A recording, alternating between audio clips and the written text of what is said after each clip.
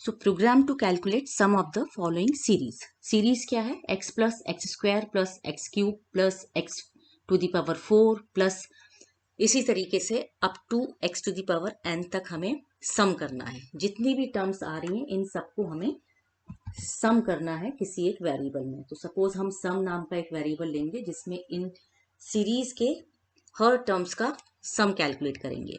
अब हमें पहले तो जब इस तरह की सीरीज के प्रोग्राम आते हैं तो हमें ये ऑब्जर्व करना होगा कि कितने नंबर ऑफ इनपुट्स लेने हैं और किस तरीके से टर्म्स बननी है। तो सबसे पहले तो x and n these two terms are unknown. x की वैल्यू हमें नोन नहीं है और n की वैल्यू भी नोन नहीं है। दैट मीन्स इनपुट हम लेंगे यूजर से x और n का। इसके बाद एक और चीज हमें ऑब्जर्व करनी है कि ये जो टर्म्स हैं किस तरीके से हो रहा है। इसको हम 1 मान सकते हैं, x to the power 1, x to the power 2, 3, 4 up to n चल रहा है। यानी ये जो वैल्यू है 1, 2, जो पावर है वो 1, 2, 3, 4 इस तरीके से n तक चल रही है। यानी यहाँ पर हमें लूप की जरूरत है और लूप इस तरह से वैल्यू जनरेट करे जो 1 से लेके n तक टर्म्स हमें मिलती रहे। अब ये जो हमें टर्म्स मिलेगी 1, 2, 3, 4 इसे हमें पावर के फॉर्म में कैलकुलेट करना है और जो रिजल्ट आएगा उसको हमें हर बार सम करते जाना है। तो इसमें हम जब भी हमें टर्म्स का सम करना होता है we always use this kind of statement, sum equal to sum plus. और जो भी हमें यहाँ टर्म्स यूज करनी होती है, सपोज आई करना है या फिर एक्स टू दी पावर आई करना है, जो भी टर्म लेनी है वो हम यहाँ लेते हैं। Sum equal to sum plus इस तरह से स्टेटमेंट क्यों लिखा जाता है? क्योंकि ये स्टेटमेंट जनरली हम लूप में लिखते हैं। मान लीजिए यहाँ फॉर लूप लगाया हुआ है तो हर टर्म में हम चाहते हैं कि प्रीवियस वाला सम नेक्स्ट टाइम कैलकुलेट हो जाए, यानी ऐड हो जाए। यानी मान लीजिए 1 प्लस 2 प्लस इस तरीके से कैलकुलेट करना है और ये जो टर्म है मान लीजिए 1 वैल्यू फर्स्ट टाइम जनरेट कर रही है तो हम चाहेंगे इनिशियली सम को हम 0 लेते हैं। तो ये 0 प्लस और पहली टर्म जो जनरेट हुई है 1, इसको वो ऐड करके स्टोर कर लेगा। फिर नेक्स्ट टर्म जनरेट होगी 2। अगली बार में जब ये सम 1 हो चुका है तो सम 1 हो जाएगा और जो नेक्स्ट टर्म हमने कैलकुलेट की है वो 2 होगी। इस तरीके से 3। इस तरीके से हर टर्म जब नई नई टर्म जनरेट होगी हर इटरेशन में उसको वो प्रीवियस सम में ऐड करता जाएगा। ये हम प्रोग्राम बनाते हैं इसके लिए। x equal to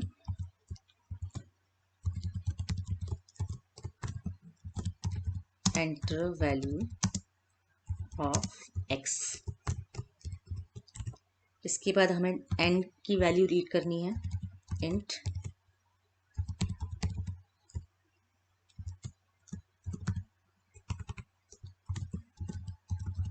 enter the value of n। हमारे पास x और n की वैल्यू आ गई। इसके बाद हमें क्या करना था, लूप लगाना था और वो लूप हमारा 1 से लेके n तक चलना था। फॉर आई इन, और हमें वैल्यूज कहाँ से कहाँ तक चाहिए, रेंज फंक्शन से हम यूज करेंगे 1 से लेके चाहिए n तक। तो n तक जनरेट करने के लिए हमें n+1 लिमिट देनी होगी क्योंकि रेंज फंक्शन एक कम वैल्यू जनरेट करता है। यानी यदि हम n देंगे तो n-1 तक निकालेगा। जब हमने n+1 दिया है तो it will generate up to n।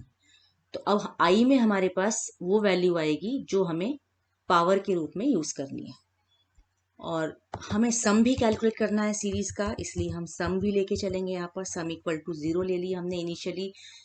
इसके बाद यहाँ लिखेंगे हम sum equal to sum plus. अब हमें यहाँ क्या करना है, पावर कैलकुलेट करनी है किसकी, x की पावर i, क्योंकि i में वो वैल्यू जनरेट होगी जो पावर में हमें चाहिए और x हमेशा हमें बेस के रूप में कैलकुलेट करना है। तो हम चाहें तो यहाँ पर एक्सपोनेंशियल ऑपरेटर का यूज कर सकते हैं, x इंटू एंड i। ये भी पावर कैलकुलेट करने के लिए यूज होता है। या फिर आप एक और फंक्शन यूज कर सकते हैं, math dot power x comma i। लेकिन इस फंक्शन को यूज करने के लिए you have to import math module. ठीक, तो जब ये पूरा लूप कंप्लीट हो जाएगा तो you will get sum of this series. अभी आप नोटिस करेंगे कि सम का कलर पर्पल आ रहा है क्योंकि सम नाम का फंक्शन भी है। तो हम इसका वेरिएबल नेम चेंज कर लेते हैं। सम 1 ले लेते हैं, ठीक। Now after running the loop we should print result of sum of series. Sum of series is sum 1.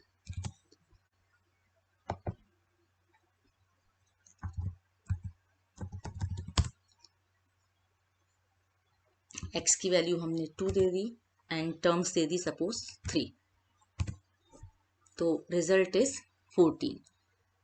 इसको हम यदि चेक करना चाहें, टेस्ट करना चाहें, तो एक्चुअल में किस तरीके से हमने कैलकुलेट किया है। x मतलब 2 into 1 plus 2 into 2 plus 2 into